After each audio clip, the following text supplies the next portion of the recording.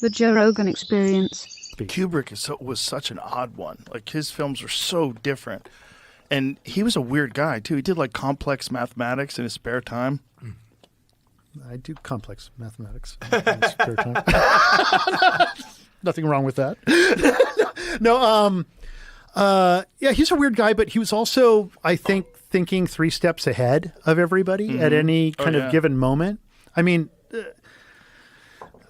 to be honest, I was just thinking, I just pulled my script from Eyes Wide Shut. I had a script that was from set, and I was reading it over the weekend, and I saw that it has this, I mean, I've known this for a long time, but I started really thinking about it over the weekend. It's missing a narration. It's missing a third-person narration that was originally in the movie. And that's because the movie was recut and changed after his death. And they will deny it.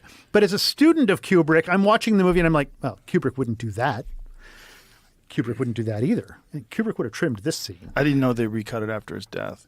Okay, so apparently, I think they finished it. Well, that's the party line. That's their version. That's the party line. But I think that they changed the notes, the close-ups, the inserts of the notes. I think those are changed. It's missing a narration. It's definitely missing a narration. A third-person narration, like that scene where he sees the prostitute who's died. He's at the morgue and he's looking at her and he's like leaning over her. It's a bed for narration. There's this whole thing. What they do instead, because they couldn't say that Kubrick finished the movie because they hadn't done the recording of the narrator yet. And so maybe they just kind of kludged it together, except there's an entire thread that's kind of been squashed in that film. And that's the 2 men that are throughout the movie that are constantly in the background of the film, who eventually in the final shots of the film, you see like Tom Cruise and Nicole Kidman in that final scene in the toy store when she's looking at the Rosemary's Baby bassinet, which is totally Kubrick saying something. And they never take their eyes off their daughter until the moment they take their eyes off and the final line of the movie is coming up. You see those 2 guys walking off with the daughter. They're taking her away. They've given their daughter to the pedo cult. That's what's happened at the end of the movie. And there's an incident where when they first screened the movie in England, people who were outside, this is all secondhand, by the way. There were people who were outside of the theater who could hear inside of the theater Kubrick yelling at all the executives and saying, "It's my movie, you can't cut it. You can't fucking cut my film, blah, blah, blah, blah." Big argument going on. Then he dies like 4 days later. Oh, Jesus.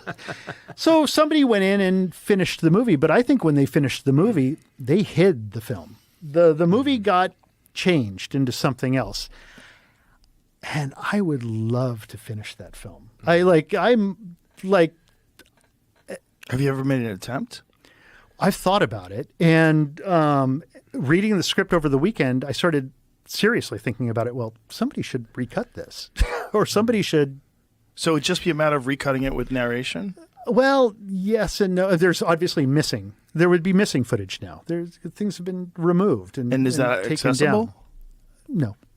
Not unless you crack it open and there's no way anybody. Here's the thing. They would never. But hold on. Here's the thing.